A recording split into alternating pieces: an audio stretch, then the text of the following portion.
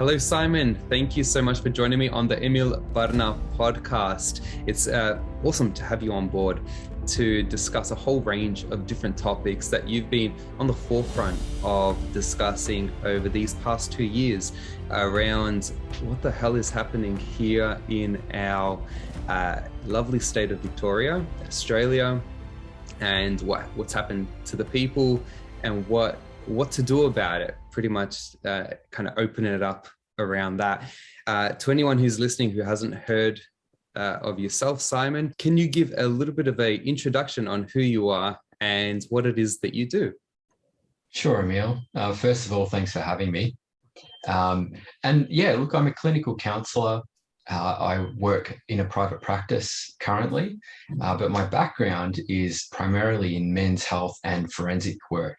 So I've done a lot of work in prisons over the years, and for the last 5 years in a private practice setting, doing some of that consultancy back into the correctional system, doing professional training, seeing clients at the clinic, presenting with all kinds of life and mental health issues, and with a bit of a specialty in working with people with intellectual disability and behavioural problems.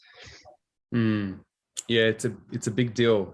When we hear the word behavioural problems these days, that can mean almost anything, whether it's a matter of somebody who's done something that is socially unacceptable and has led to incarceration at some point in time, or some sort of outcome.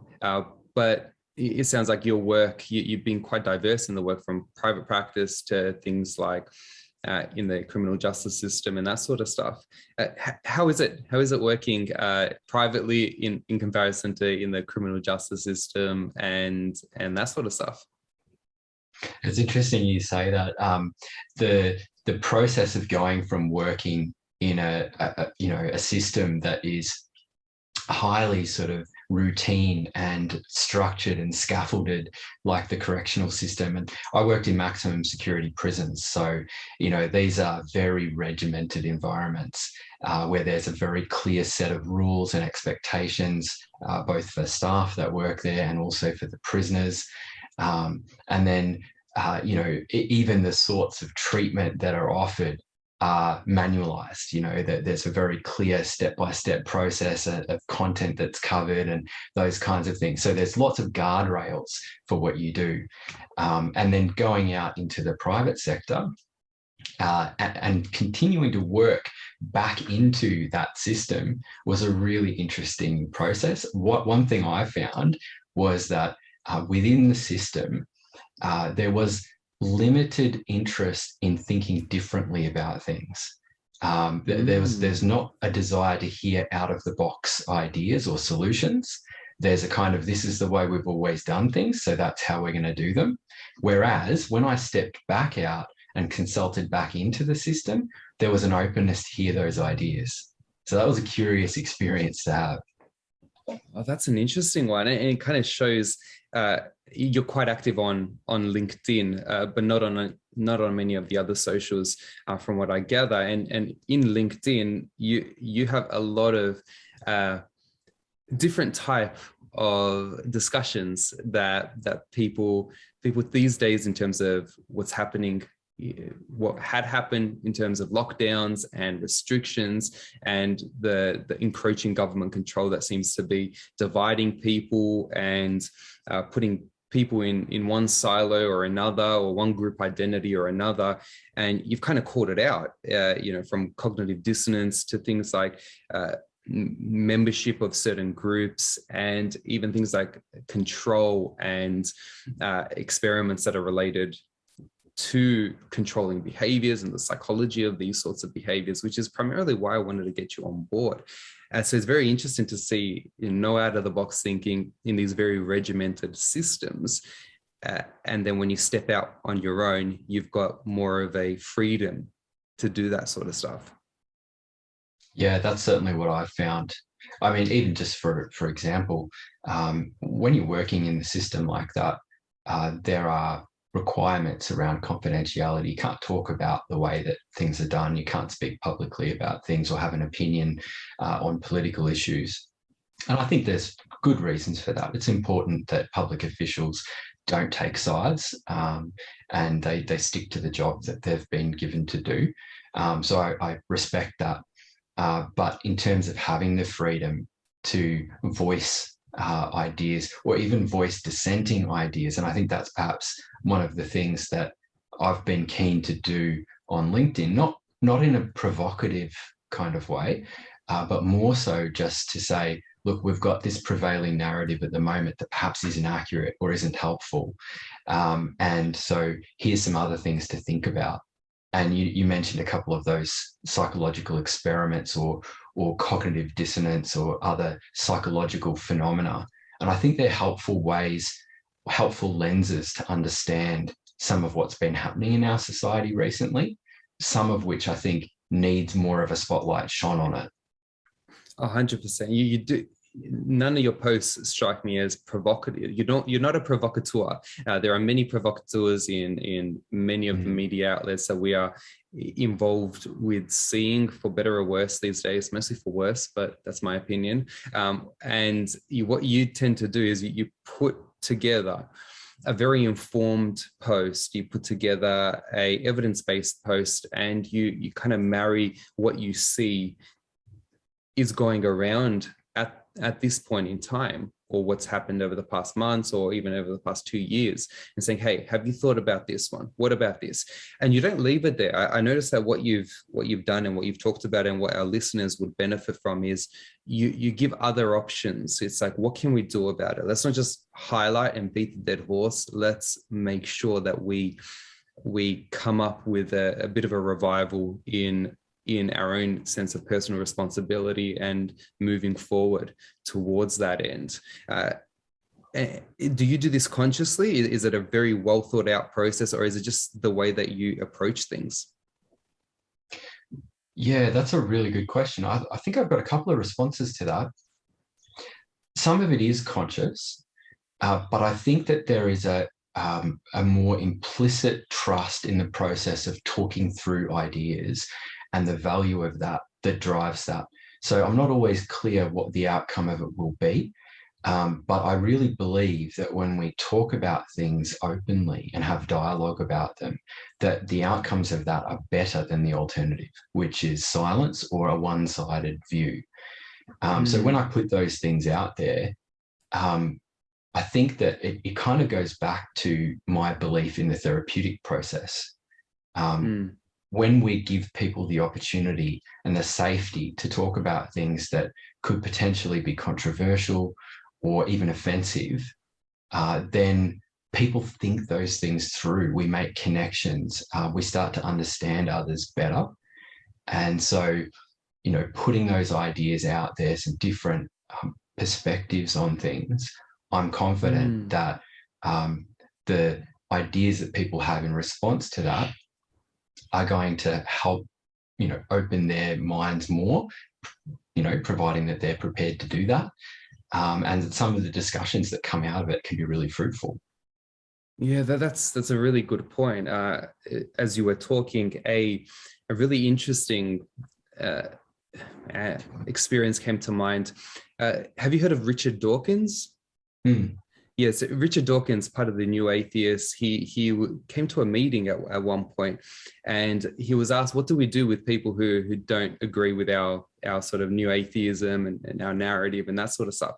And his response is to ridicule them, to belittle them, to make their ideas puny and stupid, and kind of laugh them out of the room.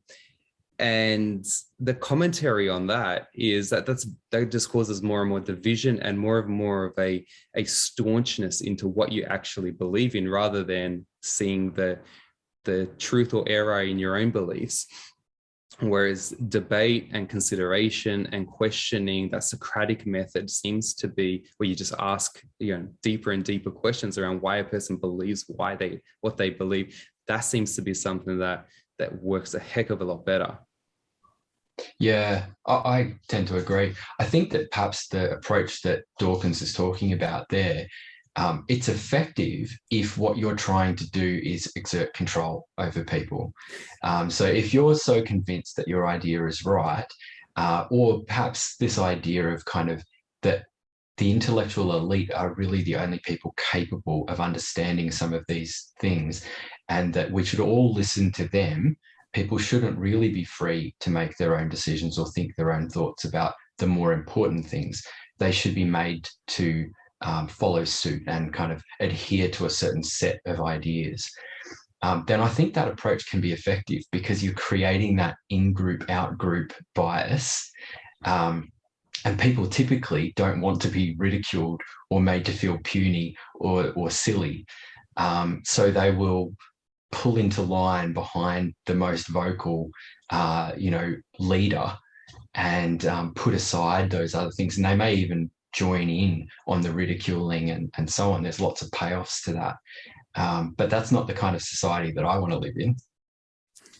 No, it certainly isn't. It's not a society that's going to be conducive to human flourishing, as even one of his colleagues, Sam Harris, would be very quick to say, well, the greatest good is what promotes the majority of human flourishing. And I think that's an interesting one there. But he comes from a psychological neuroscientific bent and is quite meditative. Sam Harris, that is, not Dawkins. But Dawkins is a wizard with words. I love the way that he uses words. He's got such a vocabulary that I envy.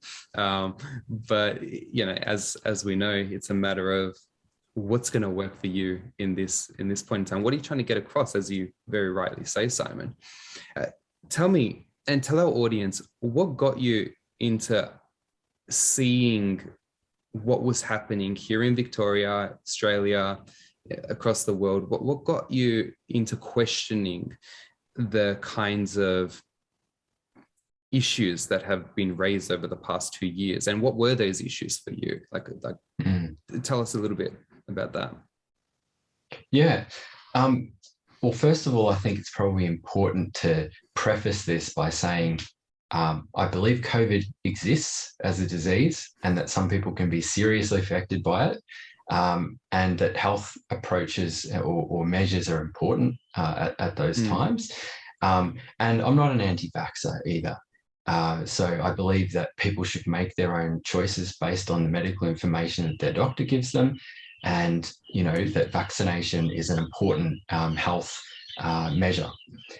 So I just wanted to sort of put that out there, because I think that one of the things that did bring me into this was seeing how the discussion about what sorts of things should be implemented to protect people and to protect our society from a pandemic resulted in division being created.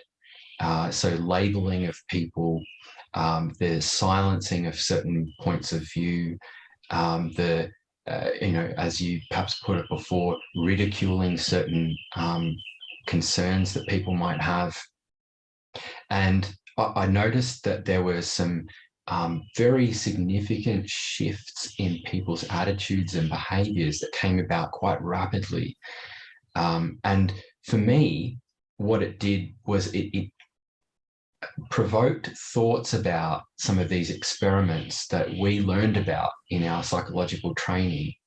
But not only that, but echoes of other times in history where society has gone through drastic change. And I think that a lot of people don't perhaps they don't have that background, so they don't have those reference points to understand some of what's happening. Or perhaps they're just so caught up in the fears about what's happening, the danger that's presented to them, that they unquestioningly go along with something that may actually end up being worse for our society. So that was, I think, for me, seeing those changes occurring and thinking, I think we need some perspective to understand why people are thinking the way that they are, why they might be treating each other the way that they are, and to point a spotlight on that, start some conversations about it, and hopefully bridge some of that divide that is occurring. And I think it's hard to do that well. And I'm conscious that at times the conversations that come out of those actually end up being a real tit for tat between people who are presenting opposing ideas, and there's a sort of intractable nature to that conflict. I don't want that to be the case. I think where we need to allow people to have these concerns expressed, dissenting views, hear them out, present back facts and evidence to support perspectives, and be tolerant to other people holding a different view. These are all really good points. Labeling, silencing, how it brought about these thoughts around psychological experiments that have been conducted in the past, and that some individuals may just not be privy to that information is a really good point. So they have no context around how these sorts of things can really impact and affect the type of society that we live in. Jean-Jacques Rousseau was speaking in the 18th century, and he was kind of one of the early people who wanted to understand a little bit about what made people take the route they did in the actions, the really evil actions that they would engage in. And he kind of concluded in some of his work that humans are not inherently evil, but when they are presented within the context of an evil government or a government that really tries to put a foot on the neck of the populace, that's when people can start to splinter. And oftentimes they splinter within the population rather than within and against the government, unless you have a revolution that becomes that is called for. Really interesting. I've noted this one now because I think it's important. To renounce liberty is to renounce being human, is what Rousseau said around the importance of liberty within a situation and within a society that flourishes well. And when you see this sort of silencing of dissenting views or views that aren't the mainstream, it's a really good way of calling it out rather than engaging in this tit for tat process that you tend to see. Have I kind of encapsulated that correctly for you? Yeah, you certainly have. And, when you talked about Rousseau there, it made me think about the Stanford prison experiment. And, please. Yeah, tell our listeners. Tell our listeners a little bit about that experiment. Yeah, sure. Well, Philip Zimbardo was professor at Stanford University, and he was interested in exactly that phenomenon that you were talking about there, which is what's the influence over human behavior, and how do ordinary people come to act in abnormal, cruel, or evil ways if they're put under certain environmental kind of conditions, or if there are certain role expectations that are placed on them, if they're under an authority, or if there's an environment that's conducive to that. And so what he did was he constructed this experiment where they could observe people who were placed arbitrarily into those roles. And they set up within the basement of the university a mock prison environment with cells and all of those kinds of things. And then they took these college students and arbitrarily assigned them to prison officer or prisoner groups. And they started the whole experiment to keep it as realistic as possible by actually going out and doing a mock arrest of the people who were the prisoners and bringing them to the university and taking them down into the basement. And the people who were involved were instructed to take on the role that they were assigned. So the prisoners were told to act like prisoners. The guards were told to act like guards. And it's become infamous as a psychological experiment because it went rapidly wrong. And what happened was it devolved very quickly over a course of just 2 days to the prison officers acting very cruelly towards the prisoners, including things like, getting them to lick a toilet and, making them stand for hours at a time, and doing these sorts of just nasty and malicious kind of things to the prisoners. What was really fascinating, I think, Emil, obviously there's the seeing how quickly ordinary college students could resort to this kind of behaviour towards their fellow students just because they'd been kind of assigned this role. So that's one area of interest. But I think how the experiment came to an end is also really instructive. And that was that there was a research assistant, correct me if I'm getting this wrong, but I think she was a research assistant at the time. She later became Philip Zimbardo's wife.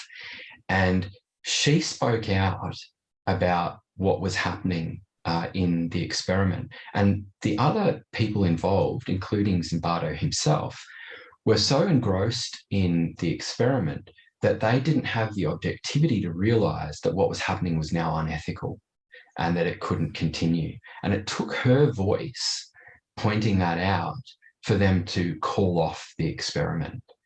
And I think that highlights something really important for me about this important role of these voices of truth when you're in the midst of something of that nature.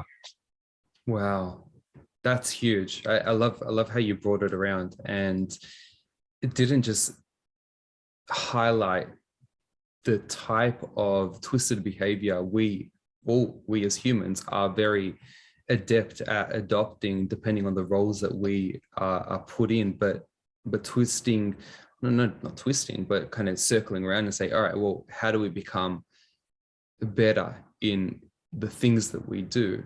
It's a huge one. It reminds me in a way of Muzaffar Sharif's experiments back in the 50s, where you may be aware of these, but I've spoken about them before, so I'm not going to labor the point too much, around the children, young children, 10 years old, brought over to Robbers Cave National Park in Oklahoma in the States, and split into separate groups and then brought together and just seen, once they'd formed their groups, how they would interact with one another.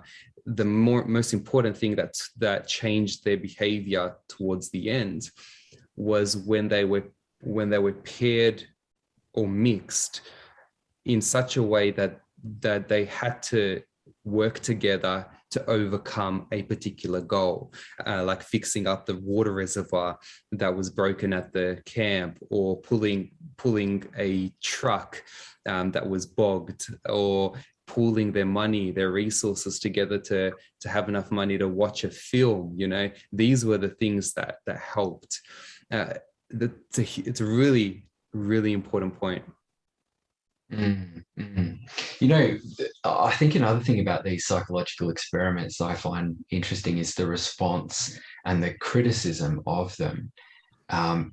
All of the ones that we've mentioned so far, the Stanford experiment, the Robbers Cave that you've talked about, have all been systematically attacked for the methodology of the experiments and the way in which they were conducted, whether they were ethical or not. Some other ones that I've talked about as well, same sort of story. And I find that quite curious, because what seems to motivate the criticisms is an underlying ideological belief that people are inherently good. And so these experiments where people have devolved into these behaviours need to be shown up for the fakery that they are, in their view, because people wouldn't do this unless they were sort of coerced into it.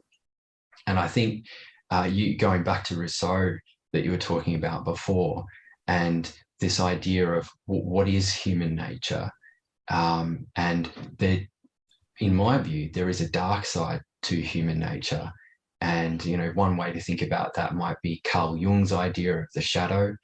But under certain conditions, we see that come out, and it seems to be able to come out quite rapidly. But yeah, I find that really interesting that people are quick to dismiss those experiments and the things that they discovered because there seems to be, I think, a fear in them about what people are really capable of, and perhaps even a desire not to look into what they personally might be capable of under similar circumstances. None of us want to think that we would be the Nazi guard at the prison camp. We all think that we would be the person hiding the Jews, you know? That's how we like to imagine ourselves. But the reality is that more likely under those circumstances, we would be the ones going along with the group.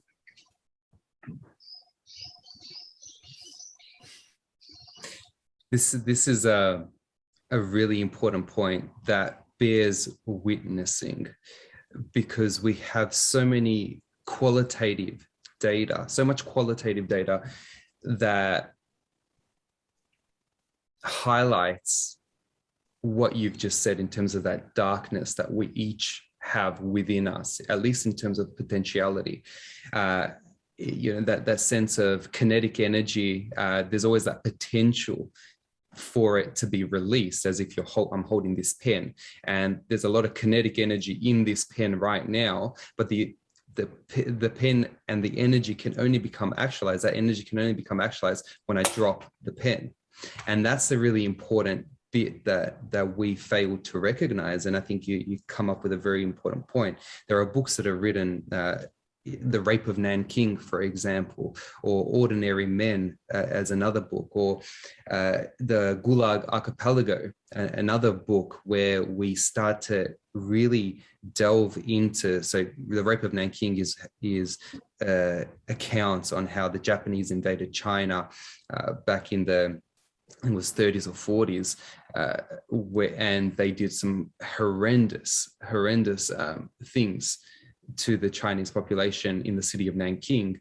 Whereas you've got Ordinary Men, which is a tale about a police battalion in a European country that were just ordinary police officers, and they were instructed to do some evil things in the Nazi era, and many of them did these things. One thing that was really interesting is they were given an option. You can either say no to these actions, or you can agree to them. And these actions were things like killing little children and women and older men. And many of them said, well, if I don't do it, then my buddy has to do it, so I have to do it. And the majority of them went along with it as well. And then you've got the Gulag Archipelago, which describes the socialist dream of Russia at the time, and how the Solzhenitsyn, who was the author and one of the people who stayed within that Gulag, the types of things that happened in those situations, it was disgusting. I hesitate to talk about all the evil stuff that happened in there. But even things like Man's Search for Meaning, written by Viktor Frankl, talks about the kapos who were Jewish people who were in charge of the camps at the time. They were picked by the Germans, the Nazis at the time, to just head the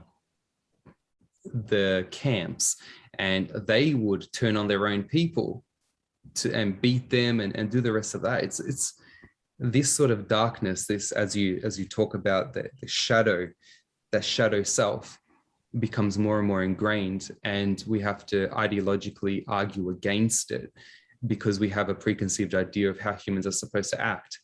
But any delving into the evolutionary psychology and biology of who we are as human beings will show that to be a bit farcical. Yeah.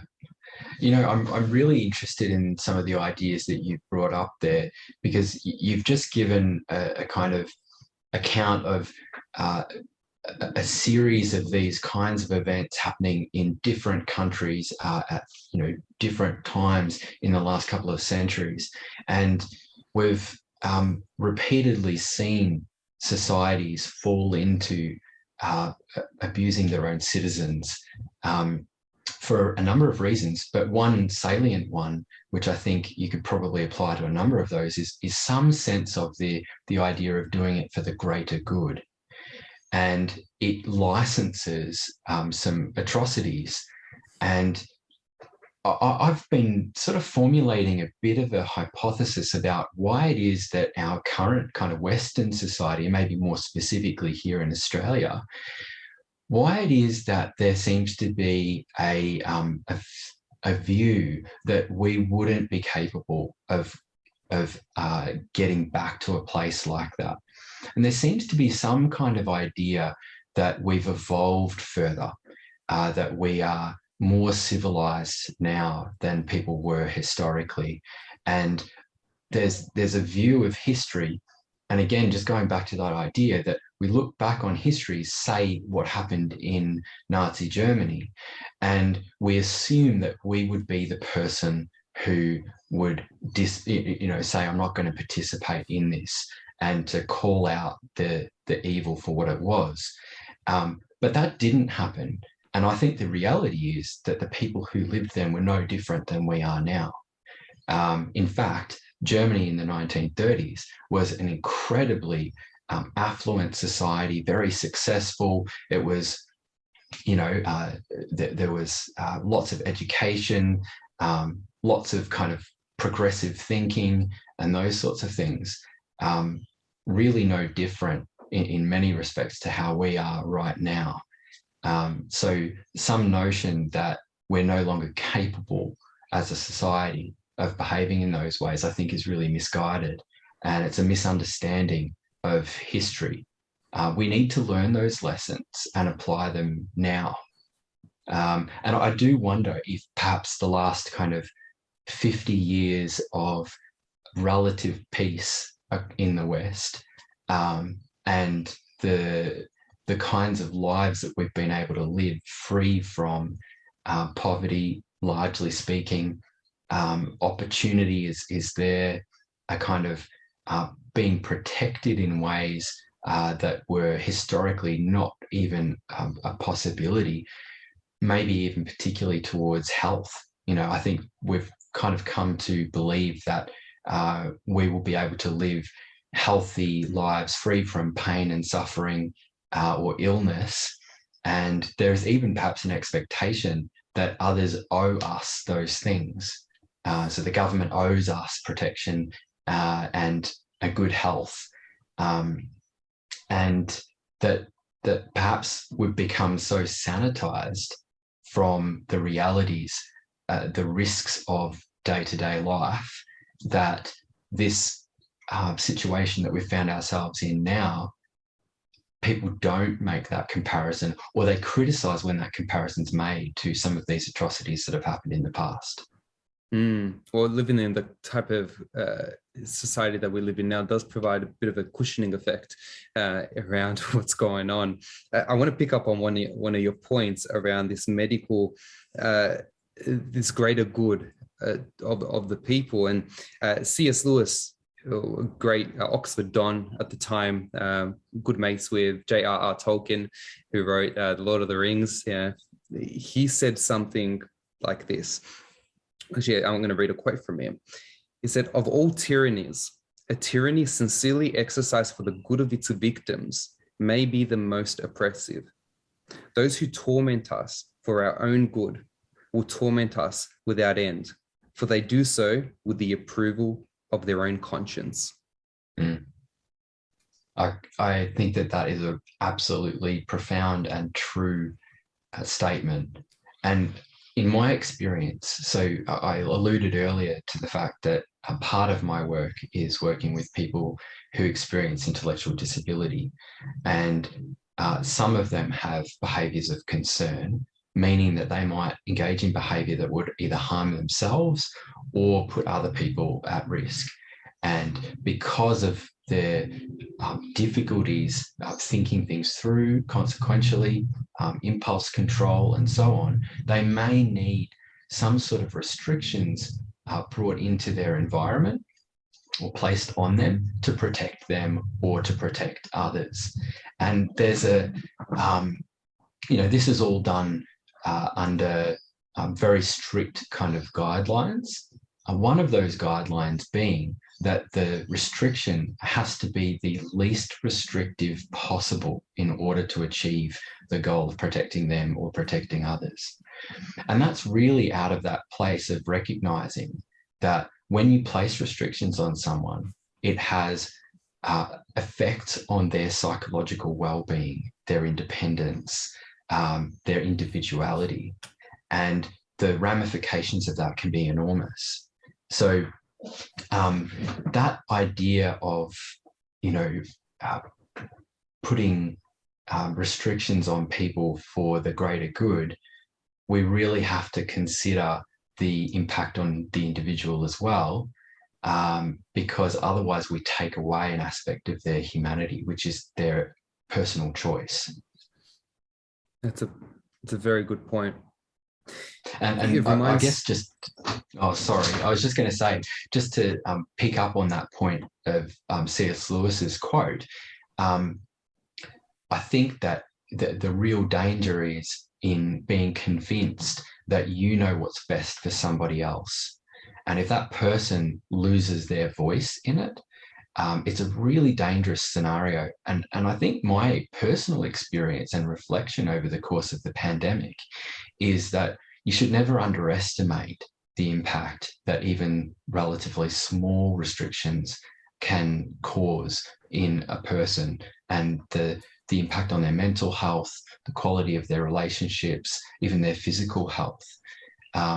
So, we should be hesitant to make decisions for somebody else, convincing ourselves that it's going to be for their benefit. We really should be hearing their voice, hearing their opinions, and as much as possible catering whatever it is that we do to suit that individual.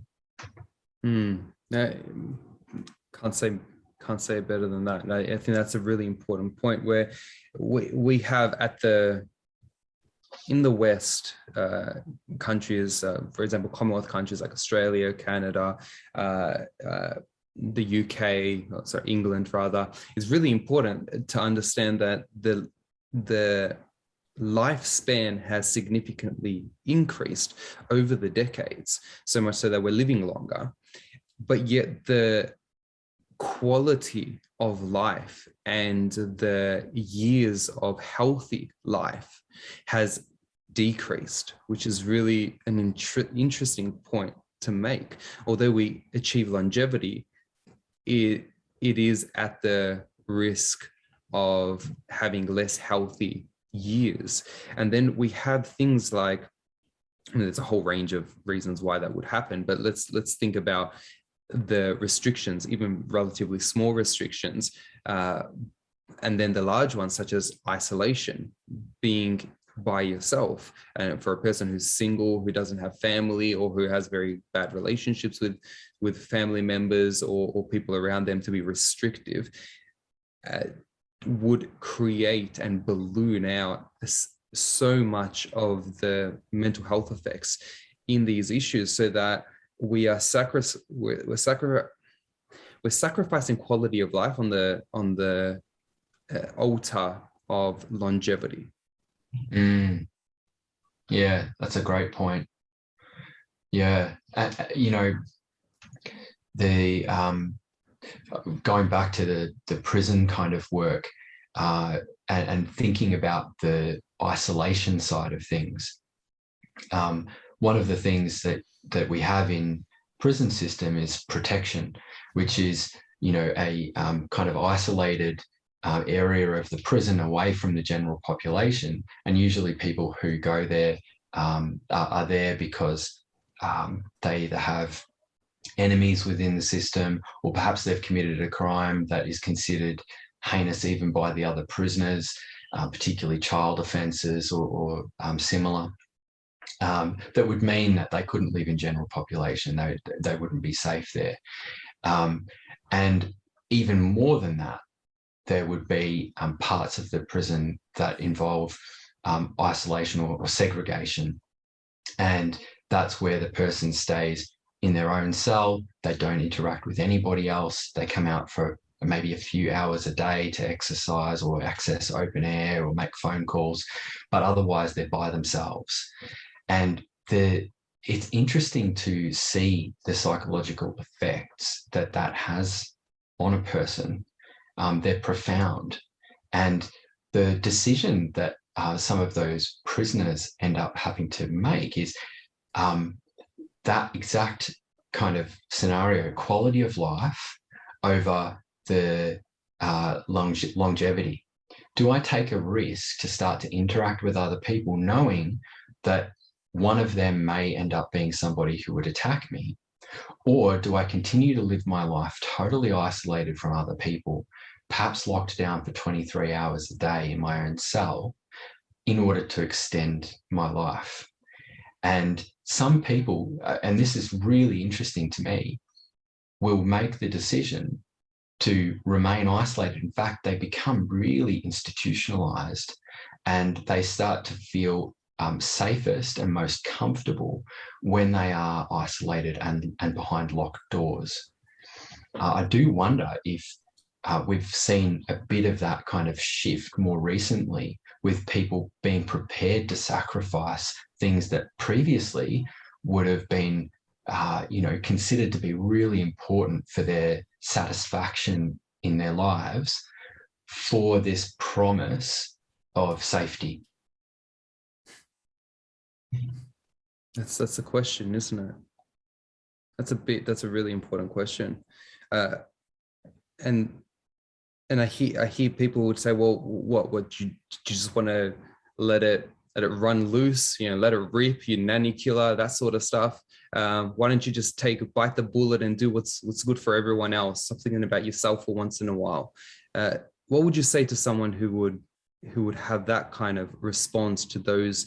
Well, let's make a bit of a sacrifice here to understand. Well, sacrifice is probably a bad word for that, but let's make these choices that we can cater to a person's quality of life. Yeah, I think you're right, because it's a false dichotomy. Two things can be true at the same time. Yes, the virus poses a risk to some people, and there are things that we should do together in order to protect those that are vulnerable.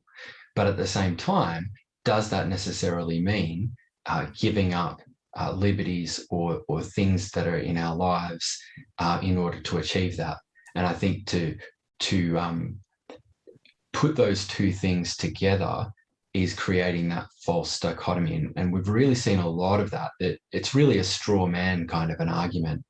And again, it resorts to that ad hominem attack, the labeling of nanny killer that you mentioned there before. If anyone thinks that a certain measure like lockdown that we mentioned before isn't the best approach, then they must want people to die.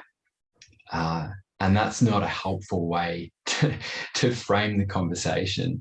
I think it's actually intellectually dishonest as well. It's interesting because as you say that, there's also another image that comes to my mind, that of Friedrich Nietzsche, who died in the 1900s, and he was a very big proponent on if you have a why to live for, you can bear with almost any how. So any why to live for life, you can bear with almost any how to live your life. But this man was a very solitary, very isolated individual who had many people who were on his side, but he valued his inbuilt sense of I can rely on myself, and I can only rely on myself. And he was significantly ill throughout the majority of his life, from a young child to an adult, until he spent the last 10 years of his life in a institution not even knowing who he was, because his brain was overcome with syphilis, and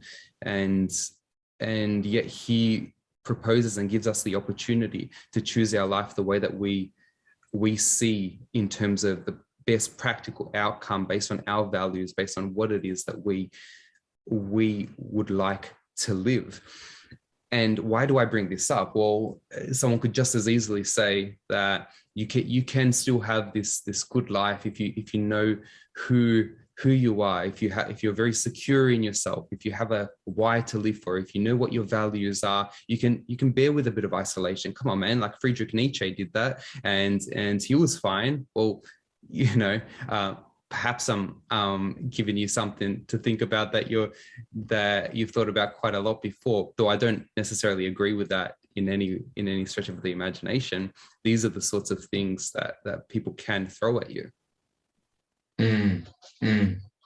Yeah, I think the other thing that people seem to throw regularly is this idea that, and you talked about it before, surely we should just go along with whatever is going to, whatever the experts are telling us is going to be best for everybody. And, I'm not sure how familiar you are with Thomas Sowell. No. But he's an economist. He's written lots of really interesting books. He's a very, very clear thinker. And he wrote a book called Intellectuals and Society. And part of the premise of that is a critique on a shift towards the idea that intellectuals, if intellectuals were kind of put in charge of decision making, that society would be better, and that there are really things that only experts can understand, and the rest of us should just take the advice that they give. And part of the point that he makes is that even if someone is extremely expert in a particular area, there's only a fraction of the knowledge that's possible about that topic that person could know. And then outside of that, there are all sorts of other considerations, the kind of ripple effect of any decision that they might make in their narrow area of expertise that they wouldn't be aware of and couldn't take into consideration. So whenever you leave a decision to someone who has a narrow lens of expertise, there are unintended consequences. And so a better alternative is, yes, we can use the knowledge of experts and intellectuals, but we should never use it in isolation. It should always be in a collaboration, and that there's multiple pieces of information that need to be considered. They need to be balanced.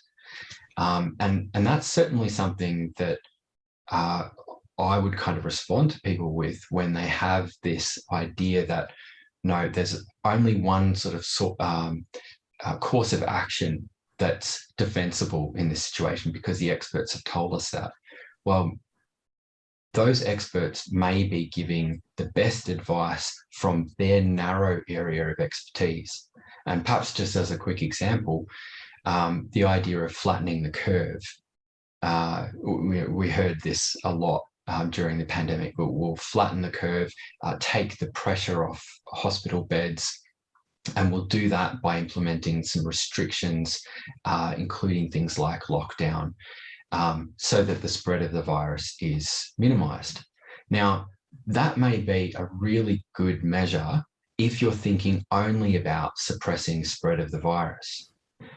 But if you were to listen to other people, perhaps mental health experts who are considering the effects of isolation, or maybe education experts who are considering what the effect will be of taking children out of school, or maybe child protection who are saying, what if we no longer have children in the protective environment of school or childcare away from a potentially abusive person in their life? These are all other areas of expertise that need to be weighed up in that decision making. So that's my concern about this idea of an expert advising something for the greater good is that there's a whole lot of other pieces of information that aren't considered. This is a good point. My son, he was 9 at the time, and this is when they came up with the narrative staying apart keeps us together, and it was splattered behind our fearless leader Daniel Andrews in every single one of his press conferences. Staying apart keeps us together. He saw that label, and though he'd never heard it from us at the time, he points at it and he's like, "Dad, that's a contradiction." Isn't it amazing how kids can just be so incisive? It was a very, very interesting moment where everyone has their own way of adjusting to what's happening around us, and we can all assume best intent at the beginning when we don't know what's going on. We don't know what the impacts of a particular virus or a pandemic or an illness or a massive situation will have on us, that we act in accordance to the perceived threat. And then at what point do we ask, does it cross over to, okay, we know what's going on right now. We know the impacts of what we're doing. We know the impacts of what we've done. We need to take a different approach here. That's the thing that many are starting to see now, 2 years later, that at first we were okay with it, but as time went by, it's been a bit tricky. One thing that I've said that has disappointed me the most has been the response of mental health professionals throughout this entire process. And I have to preface this with a statement that I thought mental health professionals would be very quick to say, hey, this isolation is not a really good idea. Cutting people off from their family members is not that good of an idea. Stopping people from going outside is not that good of an idea because it restricts their ability to take care of their own mental health. And then that didn't happen.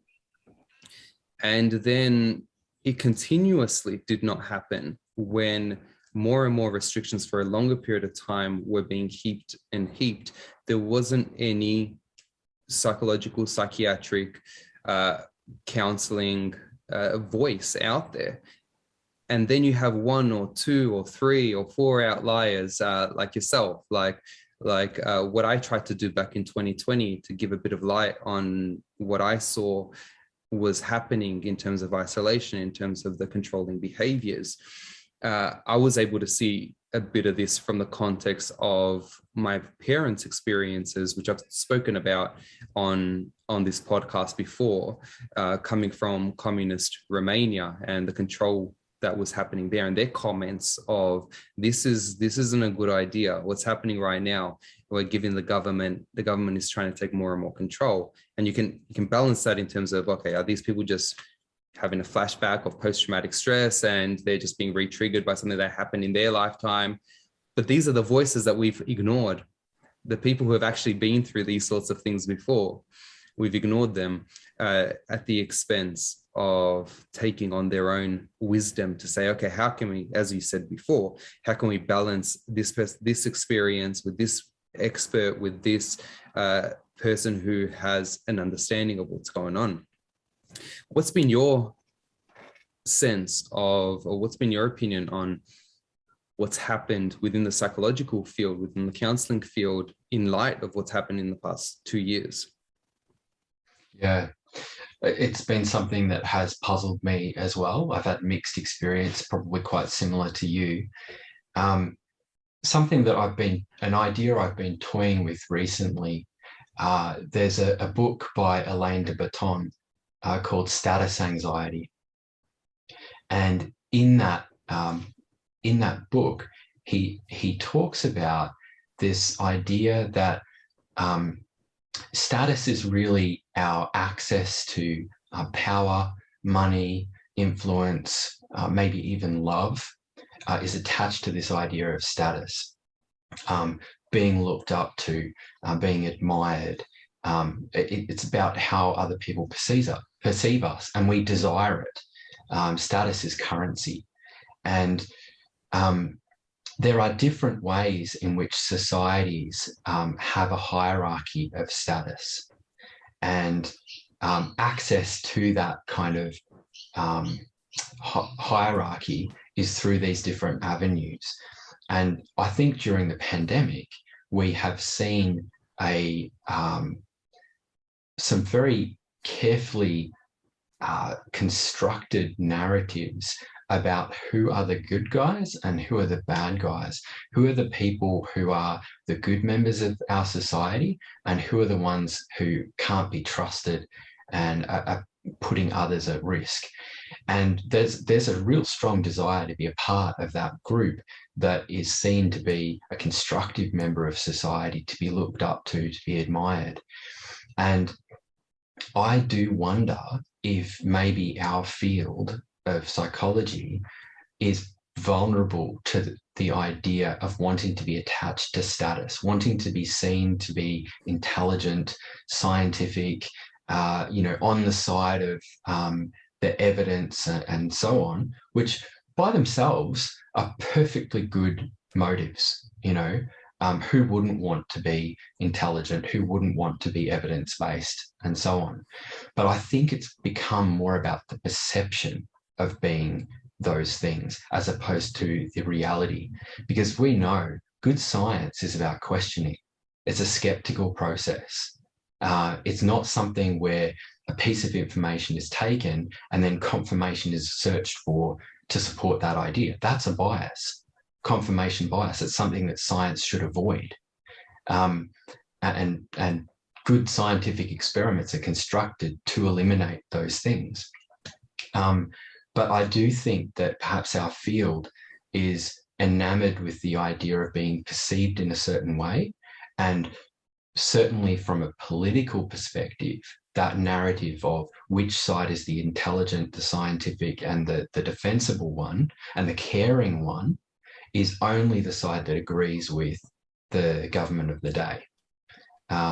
So that's a sort of idea that I've been, playing around with in my mind to explain why that might be. I'm interested in your thoughts. I put a post up on some of my thoughts around this process. I think it was earlier today on LinkedIn. And one of the things that I highlighted was in a conversation that I had with Dr. Stephen Porges, who developed the polyvagal theory of what's stress response and how to manage the stress response based on different neurological paradigms that are at play when it comes to the human body and functioning. He and I had a discussion after we finished that interview, and he said one thing that he'd noticed when he would ask questions of trauma therapists on their experiences working with clients and their own personal experiences in what got them into therapy and that sort of stuff. He had a sample of about 1,000 plus therapists, and roughly around 50% of those therapists, those trauma therapists, have had a trauma history of some sort themselves.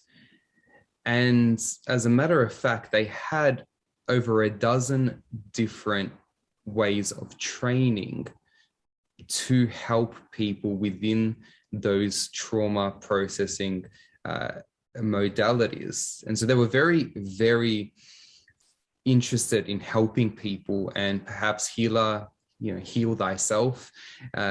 It was a very important process that they would go back to.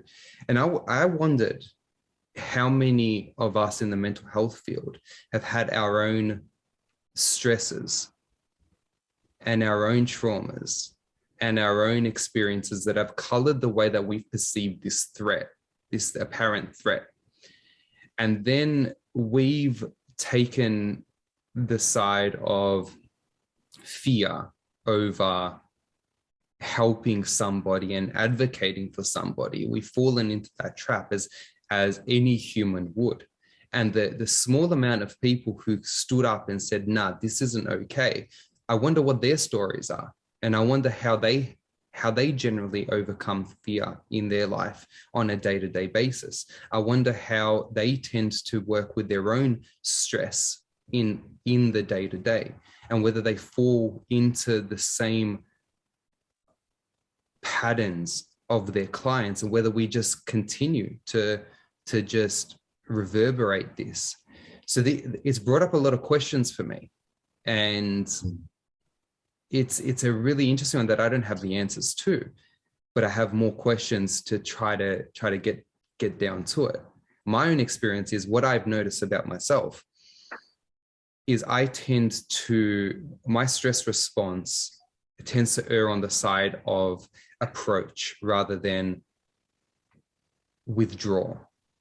I approach it. I mean, just yesterday, in our estate where we live, I was preparing my matcha tea in the morning, mixing it around. The door was open. I was just going to go outside and sit down, read my book with my tea on the side, and enjoy the morning before we had a few guests coming over. And at that point in time, I heard a really huge crunching outside, and almost like a metal scratch. And then I kind of tiptoed, and I could see over my fence, and I saw that a car had flipped on its roof. A car had just had an accident, boom, and it was just upside down. And what I did, I'm like, holy crap! And I sprint outside, I jump the fence, and I can see that someone's still in the car, and they're trying to get out of the car. And so I'm running to the car to see if they need any help. And then another guy, big burly dude, massive tattoos all over himself. He runs out shirtless. He does, still with his no socks on or anything. I'm running out with my socks on, and him and I are the only people that are on the road trying to help this person. Everyone else is like coming out with their phones, filming everything that's going on. And my wife's with the kids trying to get the phone on the ambulance, and the rest of that. She was all good towards the end, and everything was settled up. But this is the way that my body tends to react to stress. I tend to approach. I tend to say, okay, what can be done about this? What can we do about this particular situation? And I've had many of those situations in my life where I tend to be hyper-focused on attacking something, on approaching the stress rather than running away from it, rather than freezing, rather than becoming so overwhelmed that I fold into myself. This fight, flight, freeze, fall, and fawn responses that we tend to fall into depending on the stress. And that's a hugely long-winded response to the question of what is it that I want to, how do I make sense of this sort of stuff? But I wonder how much of that temperamental, personality-driven, and past experience feeds into our discipline within mental health. And dare I say it, the cowardice that ensues. But then I don't want to belittle people because I don't know their stories, and that's the tricky thing. It's like where do we move, and how do we understand? That's where it brings more questions than it does answers. I hope I've answered your question in that one. Yeah, I think that I really like your point there about the temperamental kind of differences, and that approach versus avoidance goals. And I do think that you're right. Temperament certainly plays a role, and it does make me think as well about just the propensity for us to look to others for guidance or cues for how we should respond to a novel situation we haven't encountered before. And developmentally, very young children will look to their parents when they come into a new environment to pick up on cues from the parent about how they should respond. Maybe it's to the approach of someone they don't know, a stranger, and they look to mum to, for some idea of, is this person someone that we know? Is this person that someone that we should be friendly to? And so on. Or maybe they fall over and hurt themselves. First thing they do is look to mum to see, am I actually really hurt? Should I be worried about this, or am I okay? And I think that to an extent, we never really grow out of that. And in this day of social media, people are more acutely aware than ever, I think, of what do other people think and how are they responding, and tend to adapt their approach based on those things. And so we do get a more dichotomous or people falling into certain group ideas or group think. And perhaps our field is guilty in some respects of doing that same thing, that bystander effect you described before, of seeing the accident happening, looking to everybody else for how to respond, and kind of waiting for someone else to take the lead. I want to pick up on a few of those points. Groupthink is a really important one that I do want to delve into. But before I do that, I want to ask you a little bit about the eye color teaching experiment that was conducted and that you posted on LinkedIn a while back. Can you give our listeners a little bit of a rundown on what you remember that experiment to entail? Yeah, sure. So the experiment we're talking about is Jane Elliott's blue eyes, brown eyes experiment. And Jane Elliot was a primary school teacher, a third grade teacher back in the 1960s. And she was really profoundly affected by the civil rights movement at the time, and had been talking to her class about some of the things that were going on, talking about the risks of racism, and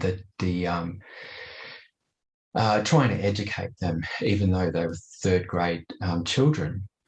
And then the assassination of Martin Luther King Jr. happened, and she felt so convicted that something needed to be done in order to give the children an in vivo experience of what it's like to be discriminated against, that talking was not enough, that there needed to be an experience of it that would be formative and educational for them. And so she constructed an experiment, and she took the children and told the class that that day they were going to participate in an experiment, and she divided them into these two groups, the blue eyes and the brown eyes. And on that first day, she told the blue-eyed children that they were in the minority, that they were not as smart, that they were not as clean, and that they were really to be avoided. And the brown-eyed children, on the other hand, were more gifted, and that they would tend to do better at things, and they were superior. And so what then ensued was the children falling into the, looking at each other in different ways. She also did an additional thing, which is kind of important to mention, and that is that she got the brown-eyed children, so the majority group, to put armbands on the blue-eyed children to distinguish them so that they could be seen from a distance, and, that would help them to know that this is someone to avoid.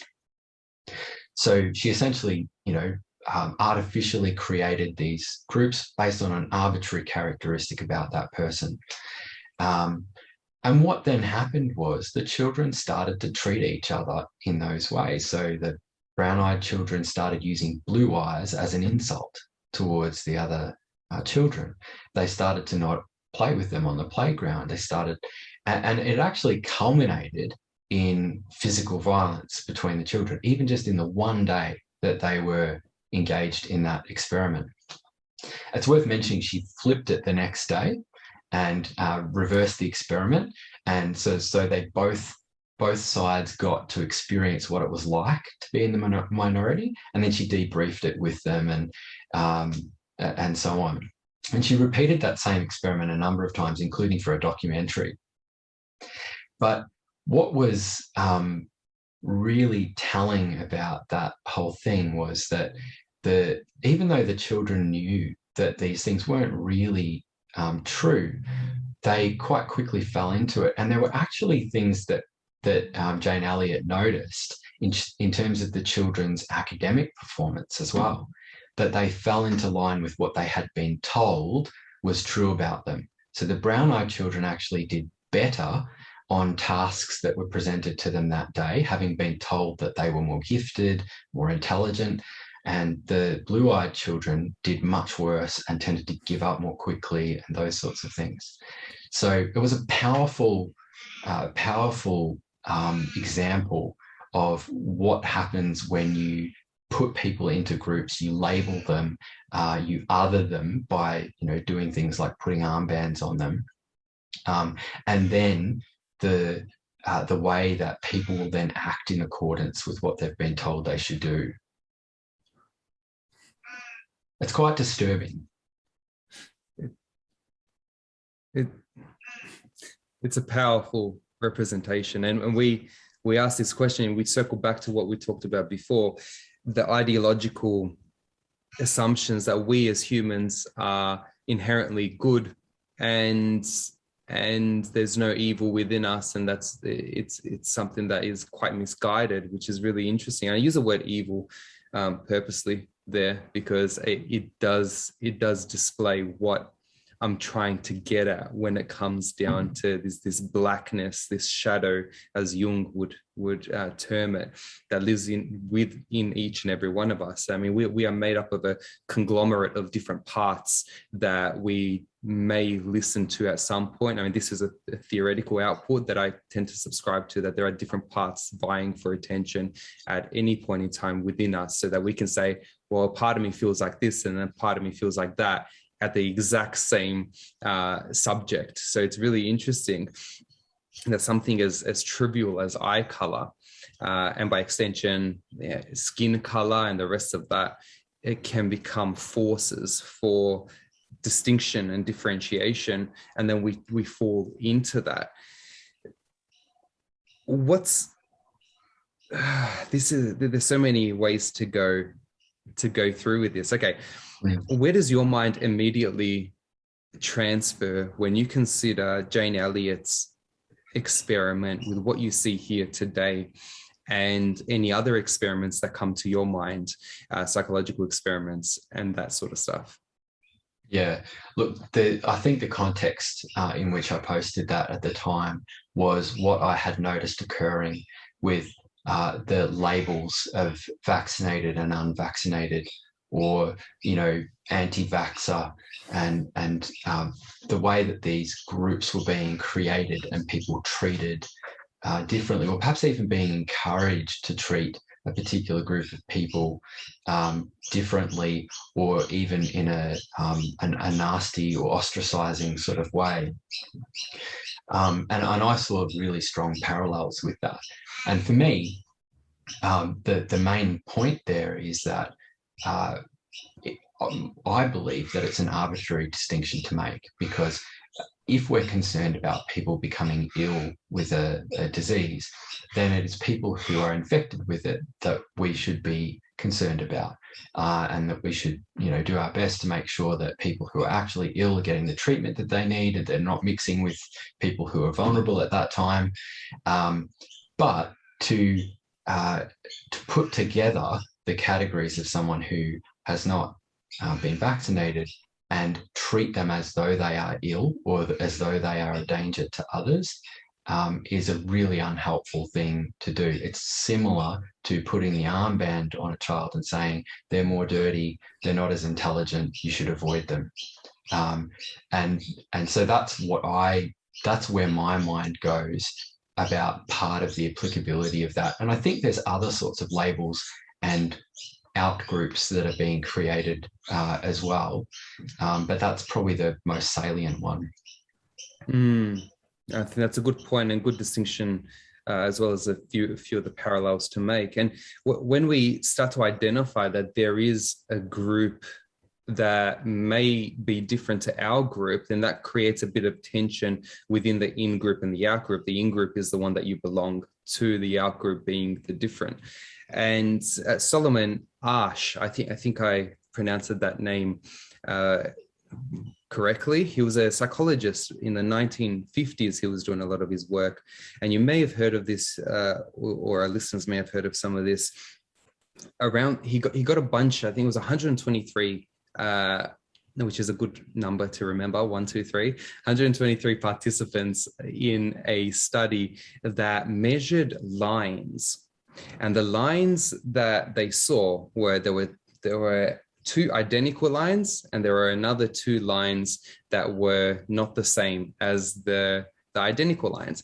And then there were about 4 or so people in a group that were put together, and they said, okay, which lines do you think are the identical ones?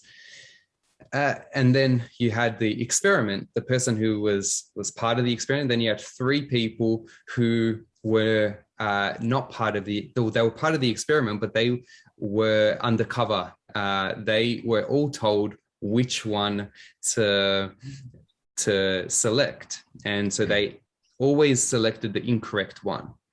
And then the guy who's there, he would point and at the one that he thought matched, but then they would often change their selection. But actually no, I do think it's on to match the group.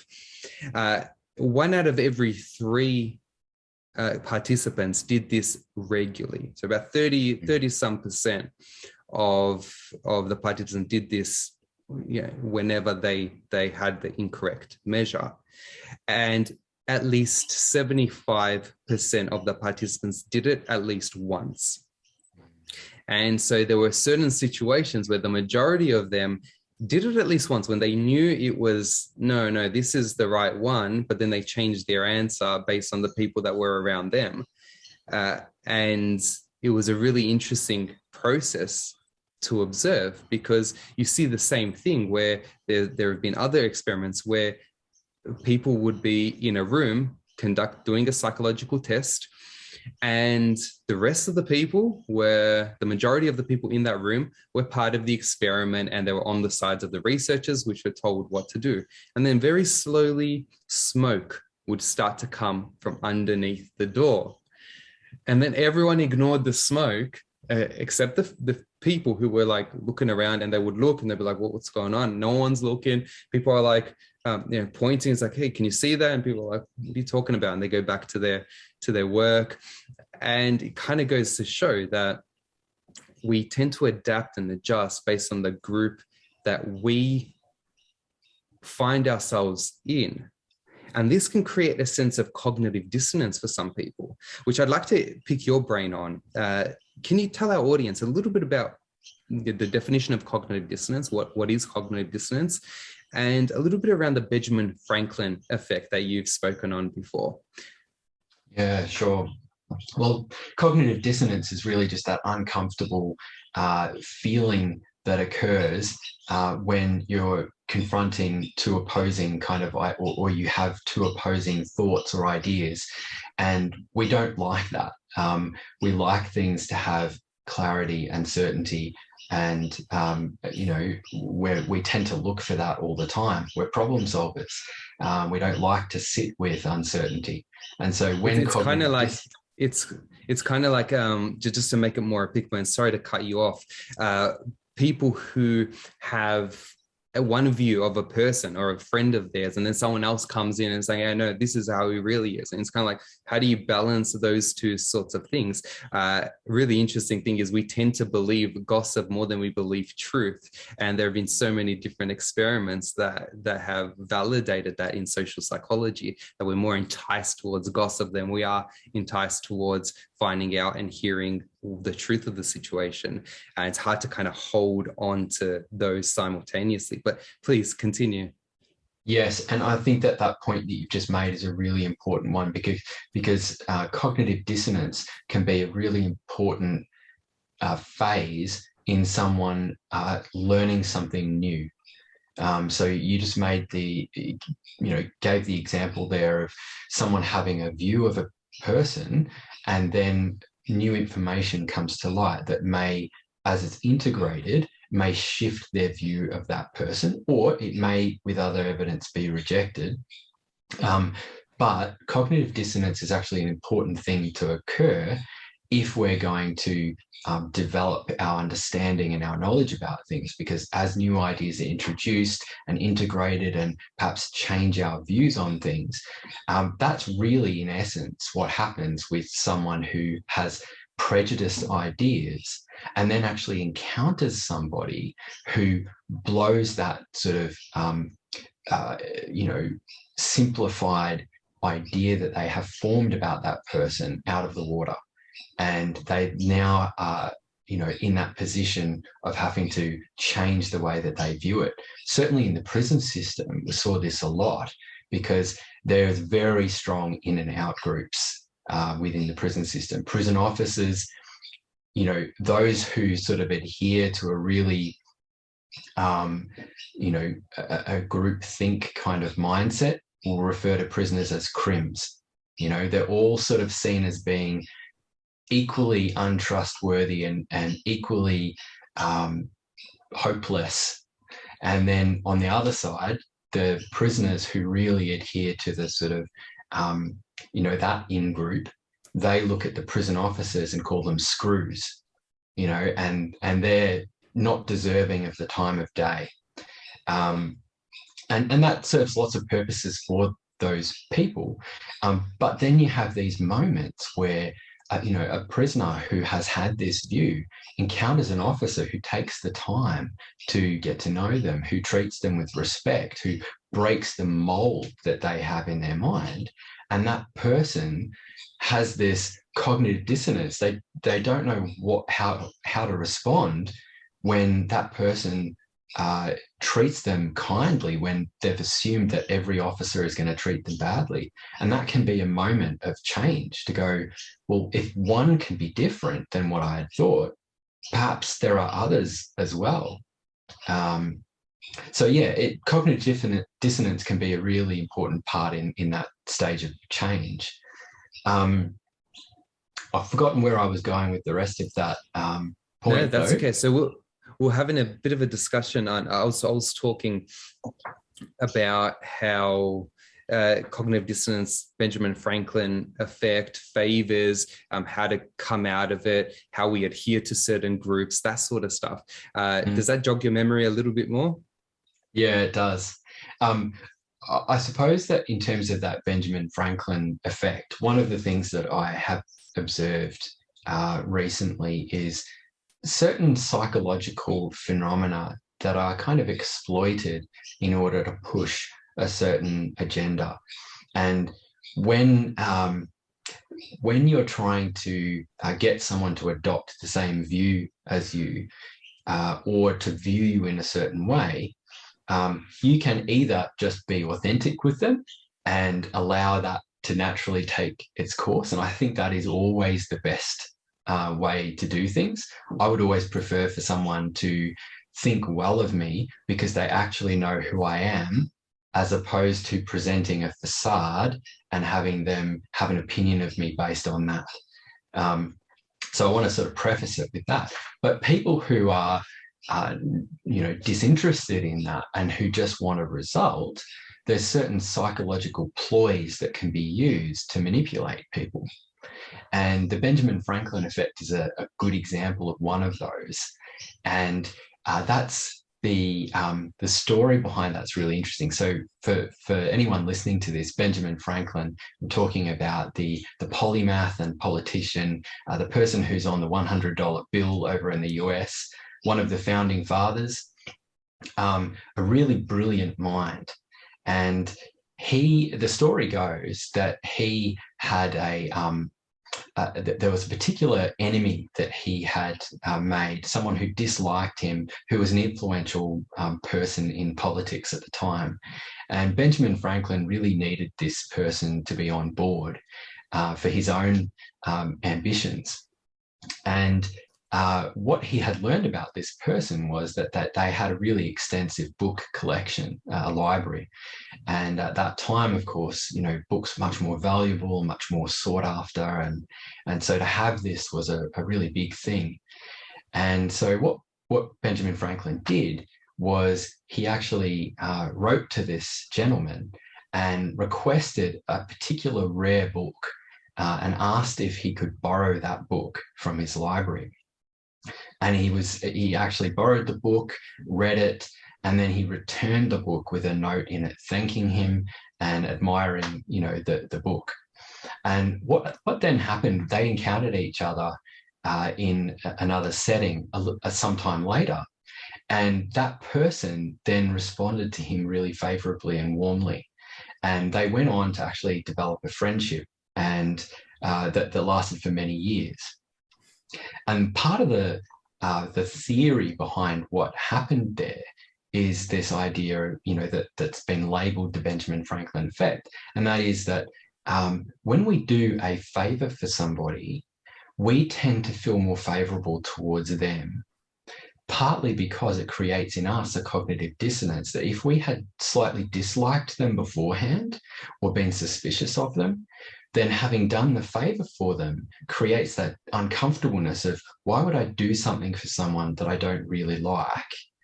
And one way that we can resolve that uncomfortable feeling is to then adopt a more favourable view. Perhaps this person is deserving of the favour that I did for them. Perhaps they're actually a better person than I had thought.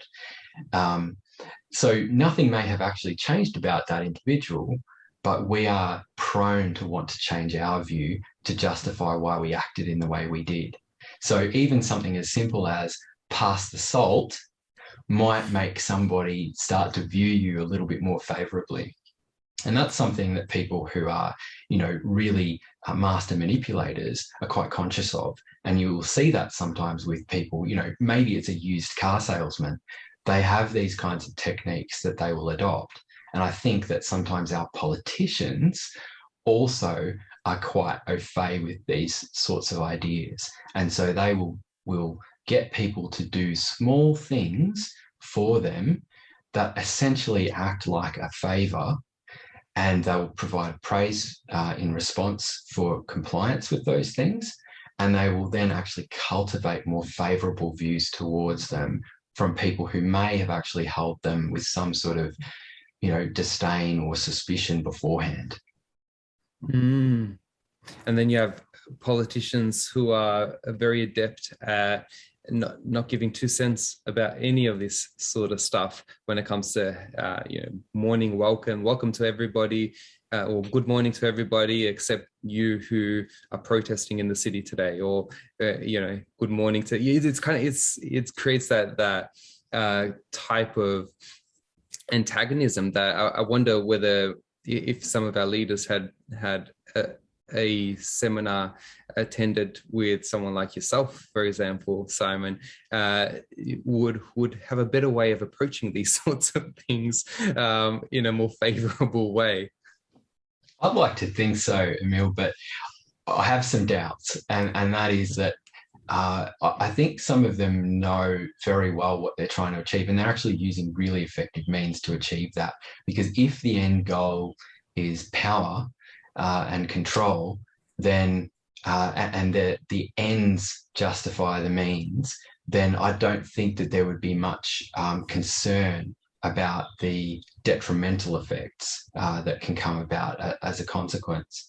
Now, I don't think that's true for everybody, but I certainly think it is true for some that they are, perhaps have more sociopathic or psychopathic tendencies, and there really isn't a consideration about the effect on individuals. It's more just about what can I achieve my end goal with this? Can I increase my power?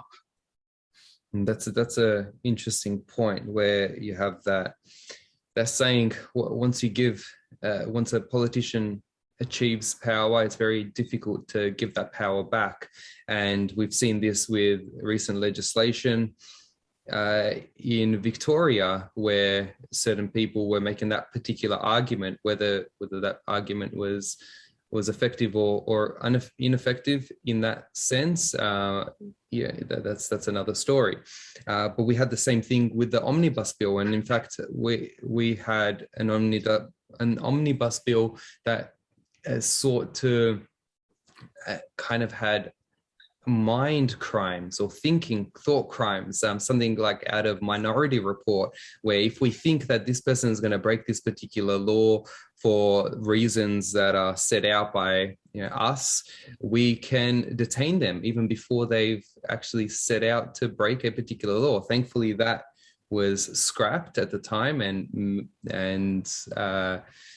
that the other areas were kept. So, but this isn't a political program. I have very little expertise in that area. I'm more interested in the psychological outcomes of these political experiments that we find ourselves in.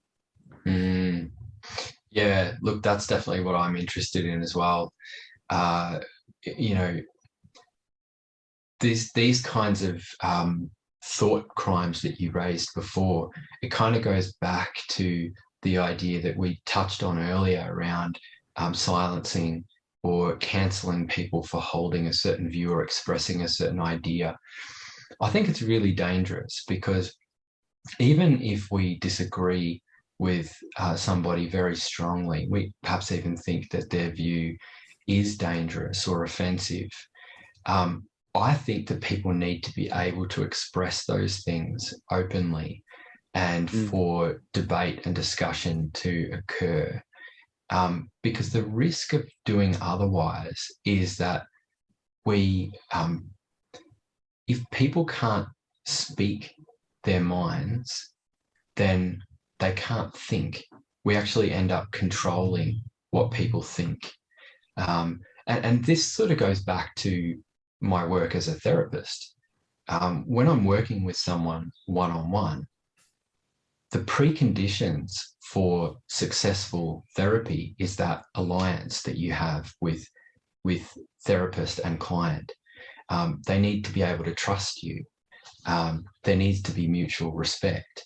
There needs to be a sense of safety that's created. And part of that safety is this idea of non-judgment, positive regard, that even if you say things that I might disagree with, it's okay. It's okay for you to say those things. I'm not going to judge you. I'm not going to silence you. Let's hear it and talk it through. And when you do that, and that person starts talking through these things, perhaps it's even things they're very disturbed by themselves that they're expressing. And certainly that's true for some of the offenders that I've worked with over time. They suffer from really disturbed sort of thoughts. When you create that environment where it's okay to talk about them, they start to actually change their own thinking as they talk them through. You start to see shifts as they connect the dots. And so being able to speak freely means that they can then think and formulate their thinking and change their thinking. When we silence people and we say it's unacceptable to say a particular thing or to think a certain thing or question something, we limit that. And I think that's a dangerous precedent to set more broadly in our society. I would like to see, much more open debate and the encouragement of questions and different ideas. And by all means, refute it with evidence and sound reason and logic, but do it in a way that allows that person to come on board, and not a way that just belittles and makes them feel puny and silly, because you never get someone on board like that. If you genuinely want to change someone's view, then you need to treat them with respect. Where are more therapists like you located? I'd like to think there's lots of really good therapists out there, but yeah. It's a difficult one. I want to ask you, what is the utility of groupthink then? What do people benefit out of groupthink that makes them abide by the prevailing narrative and discriminate, so to speak, against anybody who holds an opposing view? Yeah. The belonging within a group is a powerful motivator for our behaviour. And again, if I talk about the the prison, kind of working in a prison environment, being a part of a group, being accepted and having a sense of belonging within that group is really important. It's important for survival reasons. It's important for a sense of self and identity. And I think that, there's something really, that people feel is elating about being a part of a group and sharing certain views on things. You see it even with sports teams. People love having a particular team that they barrack for, and then there might be a rival team that they, mock and denigrate, and it's a big deal when those two teams play each other, and that person feels connected to the team. So it's powerful in that sense. Groupthink itself is sort of when thinking takes off on its own, and doesn't marry up with the facts of what's occurring. And I think one of the things that I wrote about on Groupthink highlighted what happened in the Salem witch trials, where you saw, and a lot of listeners will be familiar with the idea of the Salem witch trials, essentially that there was this period in history in Salem where a rumor started to spread that there were witches, and that these women who were considered to be witches were causing ill health and other effects in this town. And so all of a sudden, out of what was otherwise a fairly united community, this persecution of these women took off, and it seemed to have a life of its own. And women were brought forward and accused of witchcraft, and put through a kind of trial process that was not based on reality at all, and it was just self-confirming that these women were witches. I think the classic example is you throw them into water, and if they float, they're a witch, and if they drown, then they're not a witch. And so, it was a bad outcome either way for that person. But somehow people got caught up in this groupthink, this self-confirmatory sort of bias. And I think we're seeing some of those sorts of things occurring now in our society as well, where people have got caught up in a certain way of thinking about things that doesn't marry up to the facts or to reality, but has taken on a life of its own.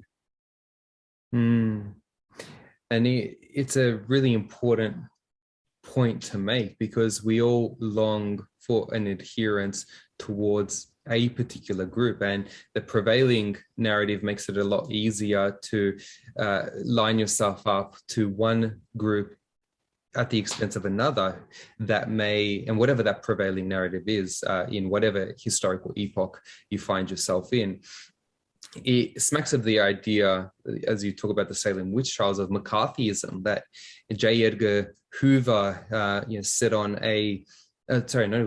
was it McCarthy at the time? J. Edgar Hoover was later on, I think.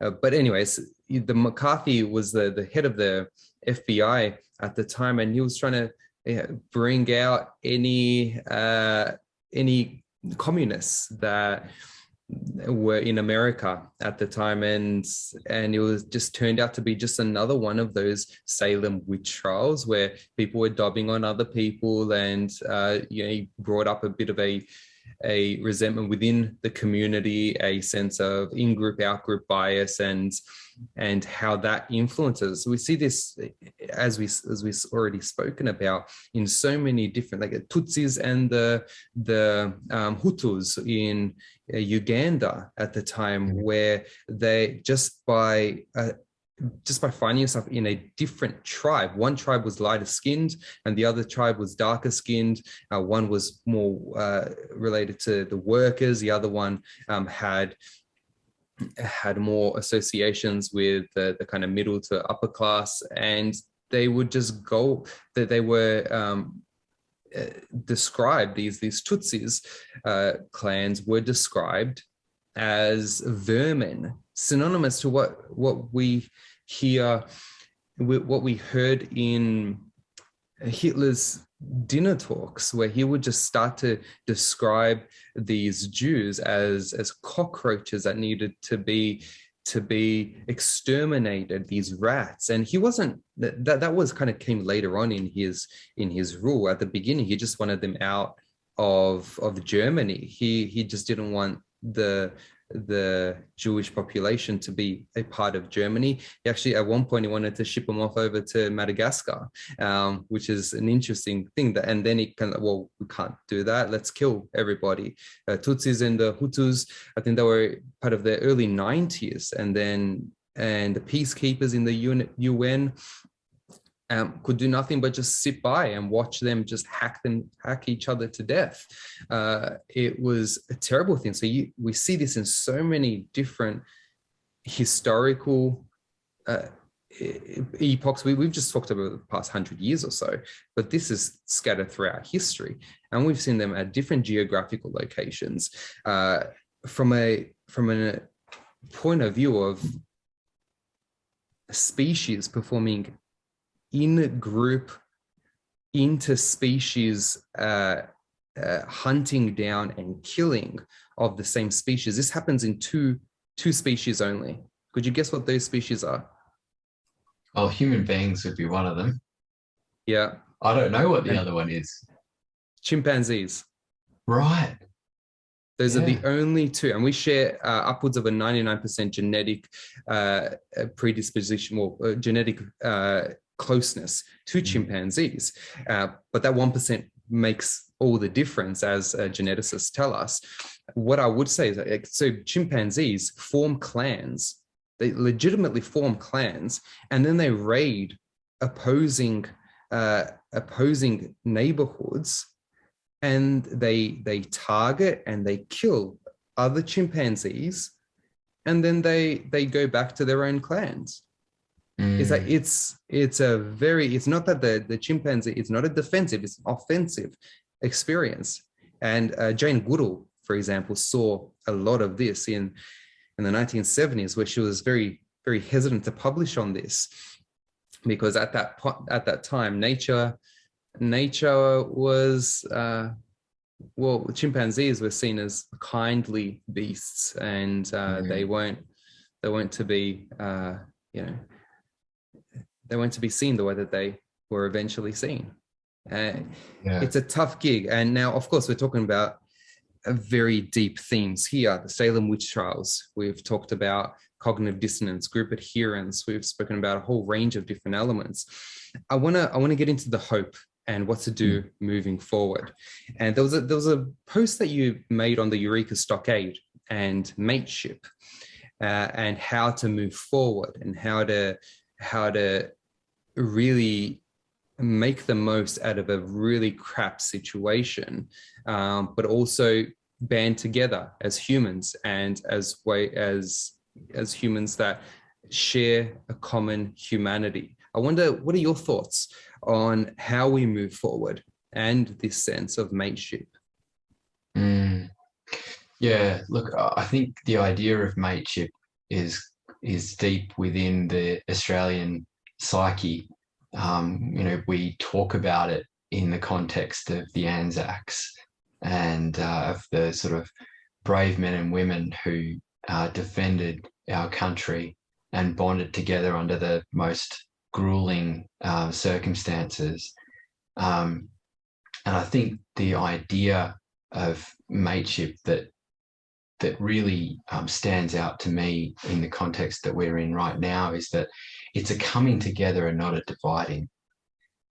We're seeing a lot of division within our community based along certain lines. We've described some of them in our discussion. But beyond that, there are things that we have in common with one another. There's our humanity, there's values that we have as Australians that should bring us together, and that come under that kind of idea, that umbrella of this idea of mateship, sticking together, being there for each other through thick and thin. and that, you know, it's actually hard times that cultivate that. It's not during the good times that you really see that come out as much. It's in the trenches. And I kind of want to appeal to that side of, you know, my fellow Australians and other people around the world as well who are experiencing similar division in their communities, that we need to go beyond that. We need to find the things that tie us together, that we have in common with one another, and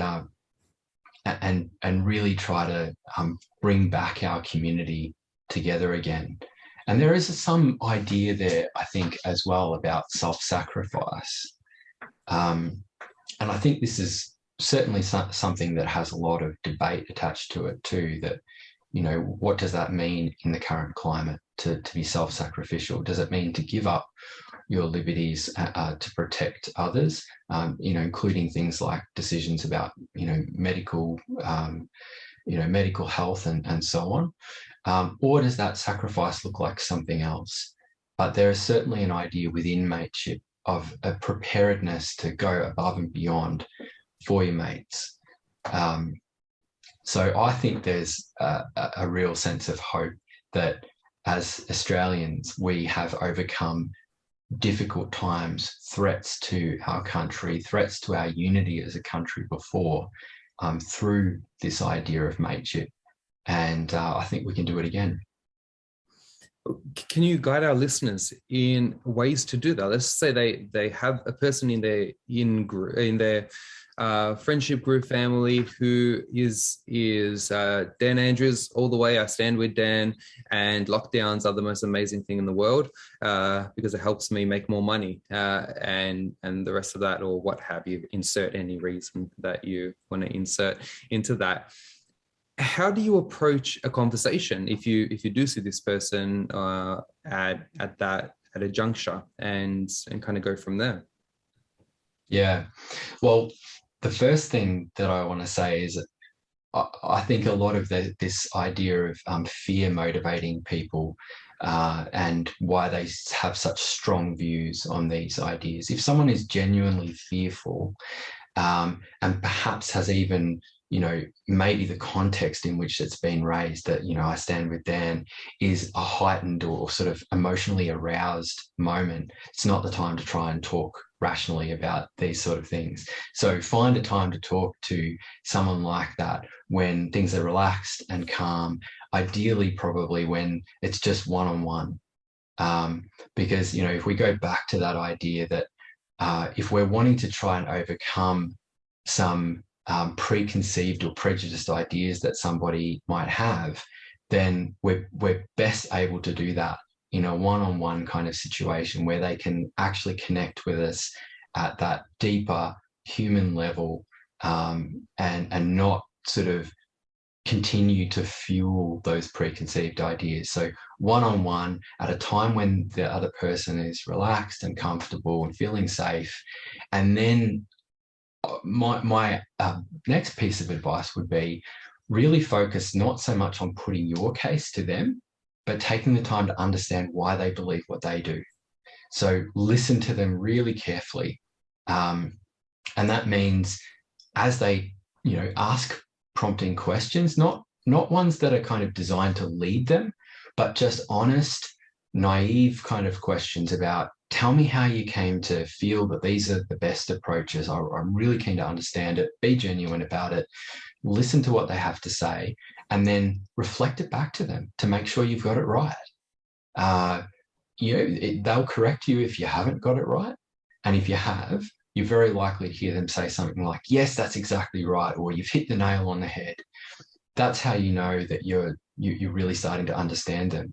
As they do that and they feel listened to, and you get to understand genuinely what has motivated them to assume that particular view, it may be that openings occur that you can explore further. Areas of commonality where you both agree on some particular thing. That's really important as well. Find something that you can agree with them on. And then, you know, present some of your perspective as long as they're prepared to sort of engage with that. And I think that that's how we, build low fences and shake hands over them often. We need to hear the other side. And it will sharpen you as well to engage in that process. So even though you may have quite formed views yourself, understanding why it is that someone genuinely holds an opposing view is going to hone and sharpen you as an individual. Yeah. Metal sharpens metal, and it's an important one. I'd say as strong as anybody's views are, somebody else, we've all got to admit that we've all developed and formed views that we feel just as strongly about, even though they may be diametrically opposed to the person that you're speaking with. And trying to convince somebody of your view when you haven't even taken the time to hear about what they believe is not going to create these short fences, as you put it. It reminds me of a book written by Dale Carnegie back in the 50s. And a lot of interesting people lived in the 50s doing experiments and writing about this sort of stuff. He wrote a book called How to Win Friends and Influence People. And I've read that book so many times. And it's got such an interesting applicability to today as it had back then, because it talks about different principles. He said something to the effect of, you can make more friends in a week by becoming interested in them than you can in a year trying to get them to become interested in you. And I think that's one of the things that I hear coming out of your discussion here, because we all have people that we agree with and perhaps disagree with. One thing I'd like to ask you is, as a therapist, what helps you stay afloat? What helps you keep level-headed? You sound quite measured. You sound quite contemplative. You're able to kind of sit here. I've just been peppering you with questions for about 2 hours, and you've regained your composure, and you're able to really take these on board, think about them, and come up with really informed responses. What keeps you ahead of the curve? Well, it's a complex question there. In terms of keeping me ahead of the curve, I find it really helpful to talk with other people about ideas and work them through with a preparedness to have your opinion changed. I think having people around you who are like-minded enough, as in prepared to debate ideas and explore things with an open mind, is really important. And I think that was one of the things I struggled with most during the lockdown time was it's not the same when you talk to someone over Zoom or you talk to someone over the phone as the being together with somebody in person. So I think, being with other people in person, that you can talk these ideas through and be yourself, speak the truth. I think having to try and suppress thoughts that you're having because you're worried about how other people will respond to them can become really unhealthy.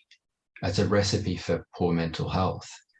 It does concern me with a lot of the clients that I work with, that they find themselves in that kind of situation. Maybe it's a workplace, maybe it's with their family, maybe it's with their friends, that there's thoughts they're having about things they can't express because they feel so concerned that they're going to be shot down or ridiculed because of that.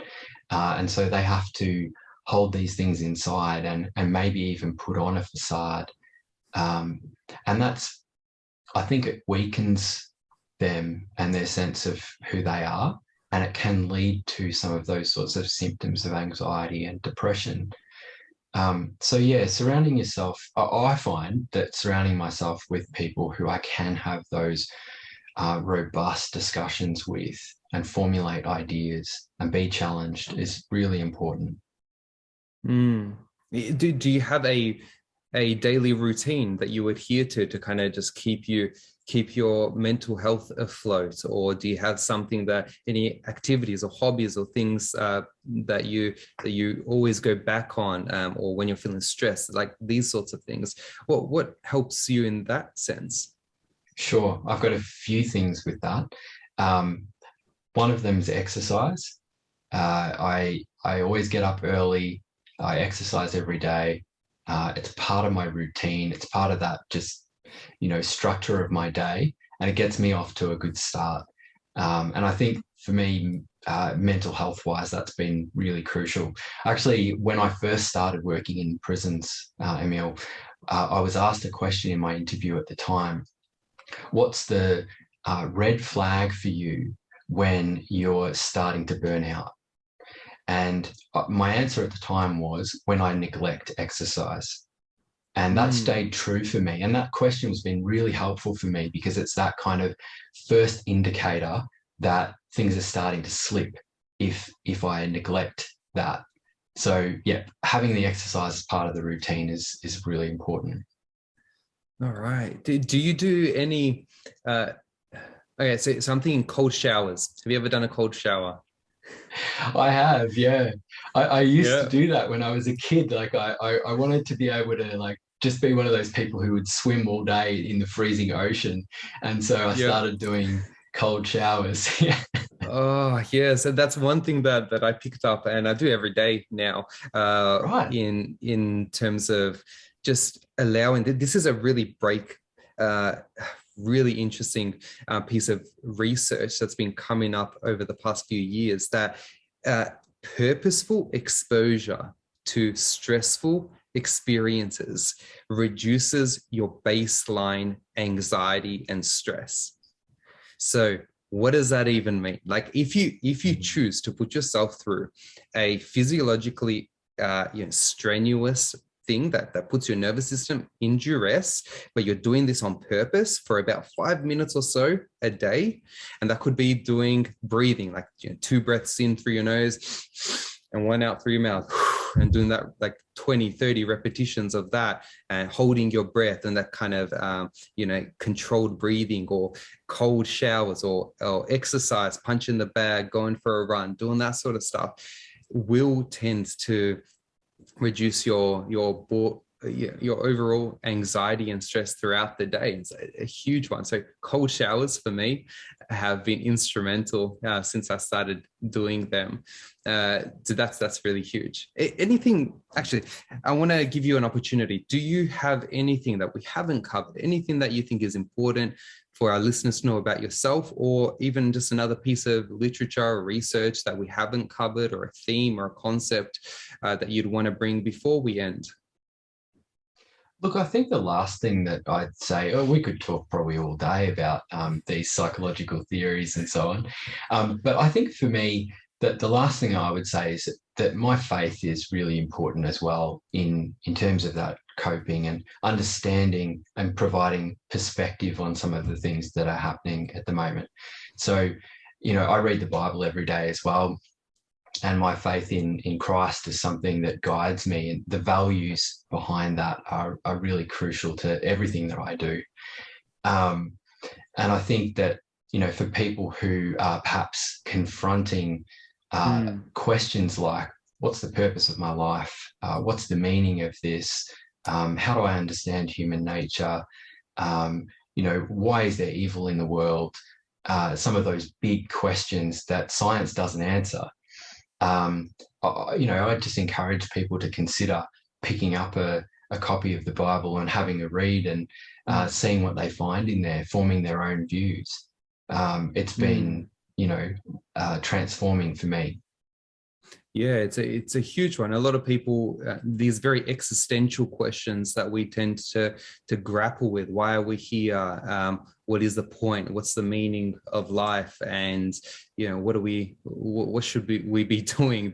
These sorts of questions fall almost outside of the territory of science to experiment on. We've been talking about psychological experiments, and And there's a lot of really great psychological research, but the interesting point to make is that of for many people, spirituality or their religious experience, their faith, and in your sense, reading literature that tends to offer this hope, this move forward beyond the everyday stress, and moving forward into a realm that is much deeper, that is, so to speak, transpersonal. In fact, Viktor Frankl, in his book, The Doctor and the Soul, which is a follow-up of his Man's Search for Meaning, said that these philosophical questions are more the territory of theologians than psychologists or psychiatrists, which is an interesting point at the time. A man who, if our listeners haven't heard, survived the concentration camps of Auschwitz and Buchenwald and wrote about his experiences there. So no, I do appreciate you sharing what helps you and what guides and governs your behavior and your move forward. Thank you so much for coming on board on the Emil Barna Podcast and sharing your experiences. I know our listeners would have a lot to learn from you, and if they did want to look into you a little bit further, get a bit more of an understanding of who you are, what you do, where can I point them to? Well, if people want to go on LinkedIn and look me up, obviously we're connected, so they should be able to find me there. Yeah, so Simon Brown, that is. Yeah. Now, I appreciate that, Simon, and I look forward to continuing to pick your brain as we move forward. But thank you for joining me on this podcast. Until next time. Thanks, Emil. It's been a pleasure.